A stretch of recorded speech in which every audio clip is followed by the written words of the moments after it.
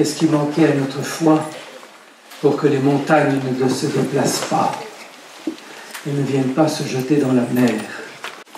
C'est que nous pouvons faire une lecture un peu magique de ces passages de l'Écriture. Ce que le Seigneur veut nous indiquer, ce qu'il veut nous proposer, ce qu'il veut nous inviter à demander, c'est de grandir dans la foi, non pas sous la forme d'un ensemble de doctrines que nous connaîtrions bien, mais dans une relation de confiance de plus en plus forte, intime et vivante et active avec lui.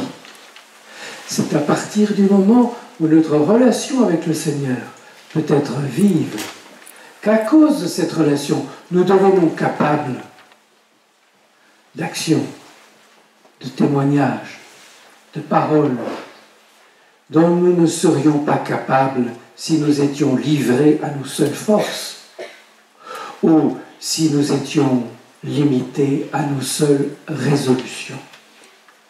Aussi bien, cette parole nous invite-t-elle à demander au Seigneur à resserrer nos liens avec lui. Et dans la mesure où nos liens avec lui, où notre relation avec lui grandira, nous pourrons faire des œuvres, le Seigneur le dit dans l'Évangile selon saint Jean, plus grandes encore que celles qu'il a faites, c'est-à-dire celle de la foi qui rend capable d'aimer comme Dieu, de renoncer comme Jésus a renoncé, d'aller plus loin que le confort auquel nous aspirons, d'accepter de nous déplacer pour n'être pas maître, dominateur, juge, mais serviteur. Alors voulez-vous que nous demandions cela? À partir de là, nous serons ces serviteurs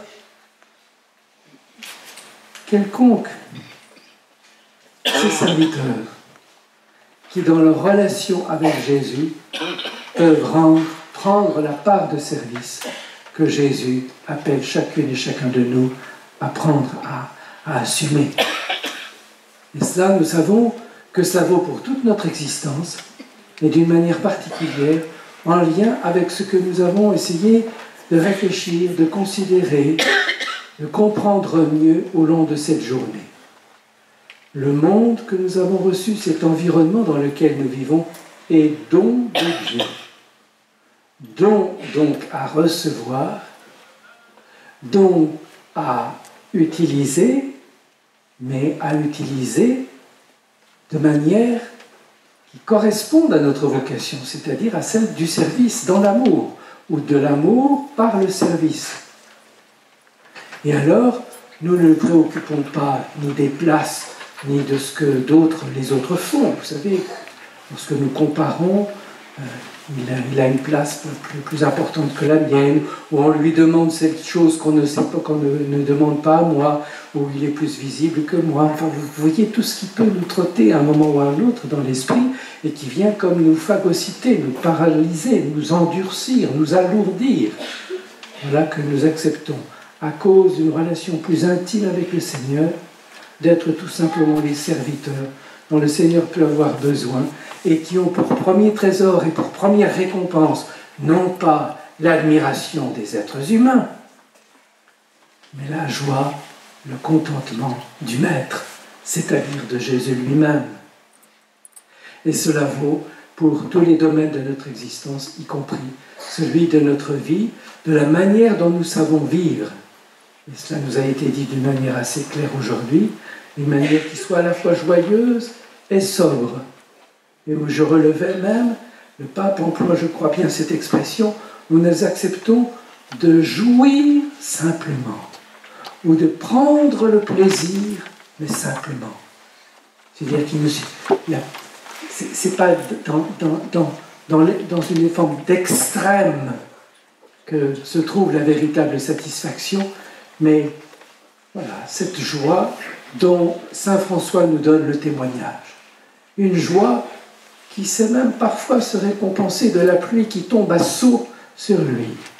La porte du couvent qui va rester fermée parce que le frère portier ne voit pas très à l'aise et voit arriver derrière la porte des personnes toutes crottées, toutes sales, et donc leur dit allez votre chemin. Il ne voit pas que c'est frère François et que c'est son compagnon de route.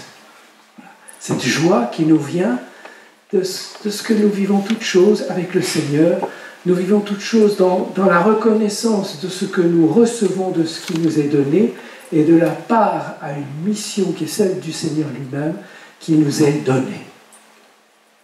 Voulez-vous ainsi que nous puissions demander au Seigneur, ça nous devons le faire, que l'Esprit fasse grandir en nous cette relation avec Jésus, à partir de laquelle nous pourrons faire comme déplacer les montagnes, c'est-à-dire agir d'une manière qui dépasse, où nous ne sommes pas au centre, et qui dépasse ce que nous pourrions faire avec nos seules forces, ou avec les forces de la technique ou de la science, mais parce qu'elle est habitée d'amour. Et aussi une relation qui fait que personne n'est de trop. C'est Benoît XVI qui disait ça, dans une de ses lettres. Personne n'est de trop. Et il y a de la place pour chacune et chacun de nous dans l'Église. J'ai été très heureux de voir aujourd'hui que des personnes de l'Arche, de Beauvais, de Compiègne, d'ailleurs, des personnes de Vaumoise ou d'autres étaient venus ici. Ils ont leur place. Avec nous, ils ont leur place pour accueillir le don qui nous est fait et pour assumer leur part du service dans le témoignage que nous avons apporté, dans la maîtrise des choses que nous avons à avoir, mais toujours pour le service du bien commun, dont nous nous rappelons, parce que ça nous a été dit tout à l'heure, que ce service du bien commun ne laisse personne sur le bord de la route. Et que même, c'est à cela que l'on reconnaît que le bien commun, eh bien, la visée, eh bien, ce qui est voulu et mis en œuvre, c'est que le pauvre, le marginal, l'handicapé, le chômeur, le malade, le vieillard, l'enfant encore tout neuf, personne n'est sur le bord de la route. Et chacun a sa place. Alors, Seigneur, nous te rendons grâce pour cette journée que tu nous as donnée de vivre. Nous te rendons grâce pour ta présence déjà dans nos vies. Nous te demandons qu'elle grandisse, afin qu'à la mesure que tu veux et de la manière que tu veux, chacune et chacun de nous puisse prendre sa part du service, comme toi-même tu l'as prise, pour que le don fait à tous soit pour tous, que le service auquel tu appelles puisse être tenu par chacune et par chacun, et qu'ainsi le monde nouveau advienne, la création nouvelle advienne, où nous-mêmes, transfigurés par ton amour, nous serons heureux d'être, et ensemble, et avec ta création renouvelée.